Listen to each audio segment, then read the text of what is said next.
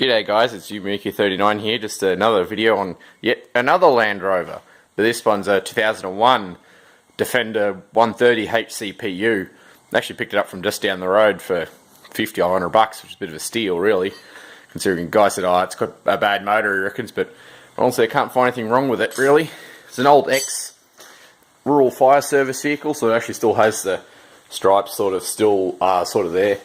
And this is also the first TD5 Defender we've ever dealt with. All the other ones have got a TDI 300, so this is a new car for us at this sort of time. It's had a bit of work done over the years, but not that much really. Still original dry flanges on the front. It's not a bad vehicle really. Bodywork's okay. Looks like it's fought a few wars, but it's alright really. First 130 we've had too, so I've never had a dual cab pickup before. It's got all the vinyl on it. Needs a good clean. It's really actually not too bad for an old workhorse pretty much. And yes, we didn't get the RFS body. Someone else already stole that, so it was just the cab chassis. Though we do have a tub to put on it.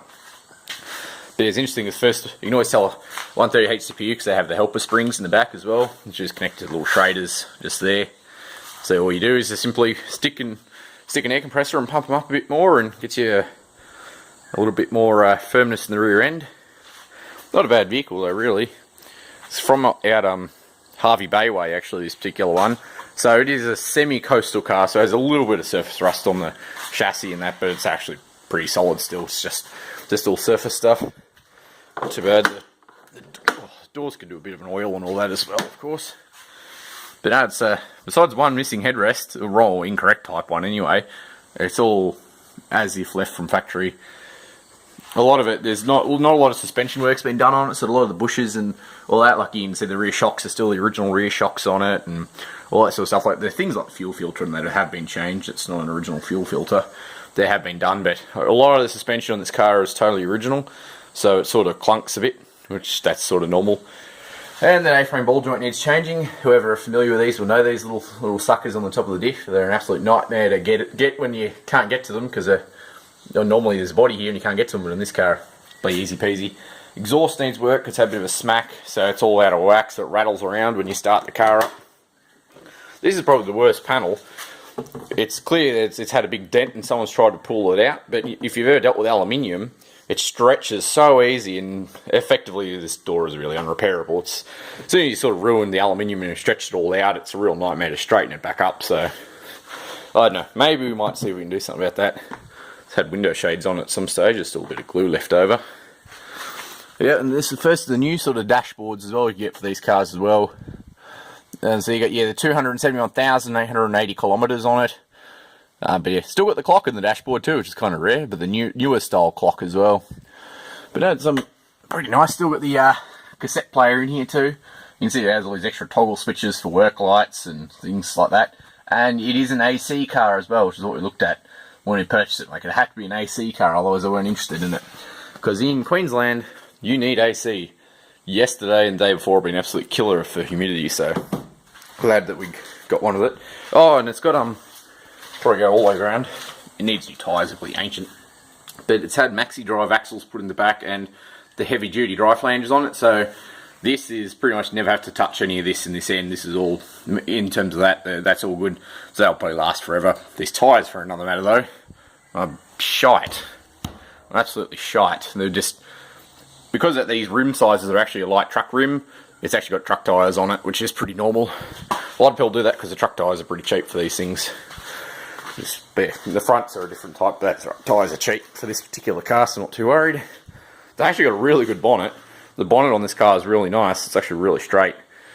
This side, it's also had a battle or something that's punched it in. That's probably the other nuisance dent to fix, but oh, and some bloody tool has gone and stood on it, and they've gone and dented these top panels in. Which happens a lot. You can buy it. We might just put checker plate over them and just leave it, because you know, after all, it is it's sort of a work vehicle for what we need it for, so it doesn't have to be pretty. Just has to work. And this is the first one of these two I've ever dealt with that doesn't have the self-supporting bonnet strut. I'm going to find the bloody catch, of course, because I've got to feel the catch out. There it is. So if you're familiar with the older ones, you know that there's a bonnet strut that's bolted up here that just slides down and makes it really easy. Instead, got to put the old arm up, lock it in. like that. So it's kind of a bit of a nuisance. Yeah, like the engine cover's off because we've been trying to sort out the ticking noise that it has. It all appears that it's all working just fine.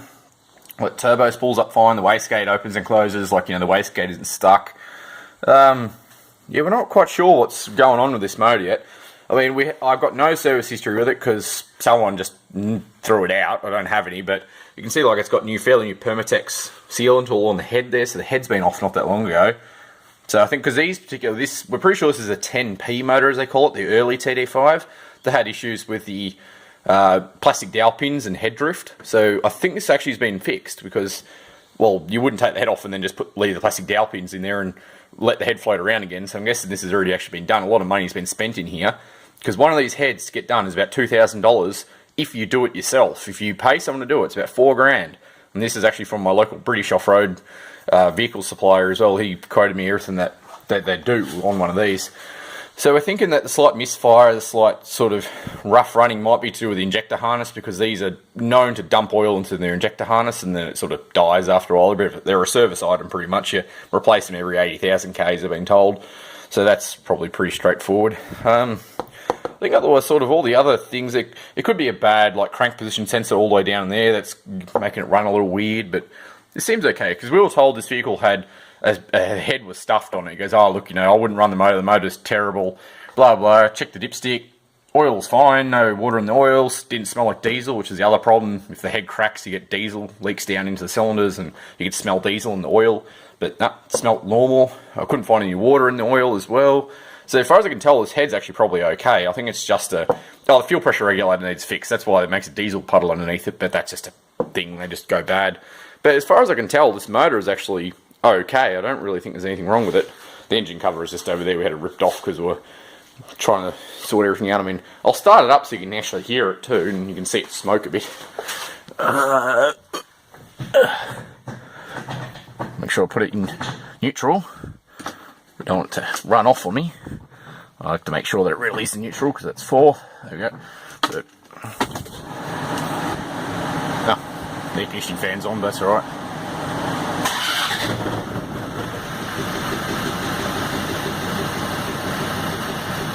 It fires right up.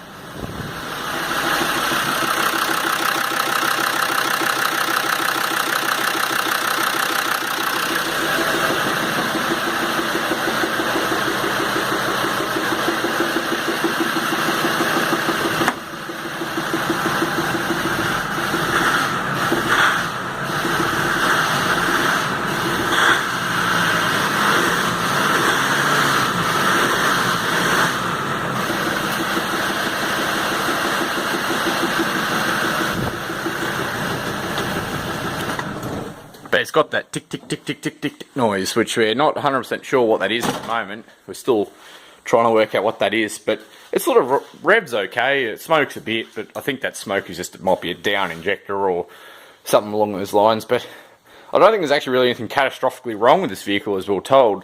So I think we actually might have got a pretty good bargain, but that's crossing all the fingers here that it's actually okay, because if there's actually really nothing wrong with this vehicle besides it just needs a good old service, well, I think we just got a $5,500 bargain, because these things at the moment, these particular ones go for, well, this is a TD5, so it's a slightly newer one, albeit it's still early TD5, which I like, the later TD5. These still go for about 13 or 14 grand, sort of ones roughly in this sort of shape. If you tied it up a bit, you could probably get a bit more for them, but they're kind of a bit desirable because they're, unlike the 110 pickup, the 130 can carry a hell of a lot more load. So we're thinking that might just tidy this up, make it run properly, replace all the suspension bushings because they're all totally shot, fix the exhaust because it's bent. Sway bar mounts are a bit bent as well. Someone's also clearly smacked it around a bit over a big bump, but that's not too bad, we can fix that. You can always tell it's an early car too, because it still has the Salisbury axles and everything in it too. The later ones use the P38, and there's such a bit of a fighting war between what you like. I'm a bit of a Salisbury man because these things are tougher. Although the only complaint everyone goes, oh, they hang down too low, which I'll give them credit, it does sit a bit low, but look, I'd rather the indestructible diff that just hangs a bit low than the fragile, smaller car diff looking one. So just you know, personal preference, but I prefer the for these style axles. These things probably go forever just about. But no, it's definitely been, I think it was a pretty good buy, this vehicle anyway. Just needs a little bit of a tidy up here and there, but... Oh, and I've got the tub over here for it too, actually. This is actually part of the deal, we've got this tub as well, which is not a bad one actually. It's actually off a TDI because it's got still the square reverse light on it too. But yeah, got some mud flap brackets for it too and all that. We'll probably change those tail lights over to the ones that are actually on it, which are the rectangle ones. They're LED ones on there too. Just because personal preference, we think it might look a little better with the long rectangle ones actually fill up 3/4 of that silver plate there, rather than the plain old little round ones look a little small.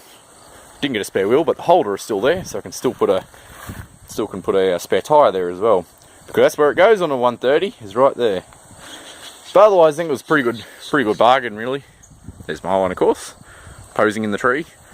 I think we did pretty good with this particular one. But this is going to be our farm workhorse sort of vehicle, so it doesn't have to be pretty. It just has to work. We've got to put a fire body on it as well, so it has a fire pump and everything on it, because we need it for firefighting, because we have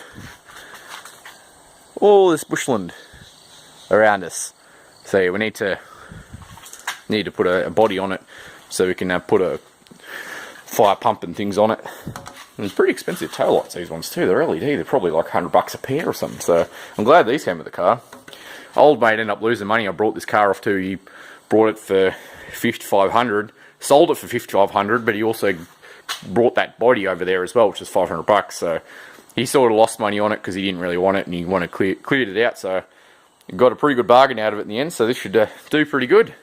But anyway, that's probably a bit too much waffling for most people. We know most people prefer the short and sweet style videos, so I'll try and keep it under 12.5 minutes, let's just say. Anyway, we'll just give you a final look in the interior.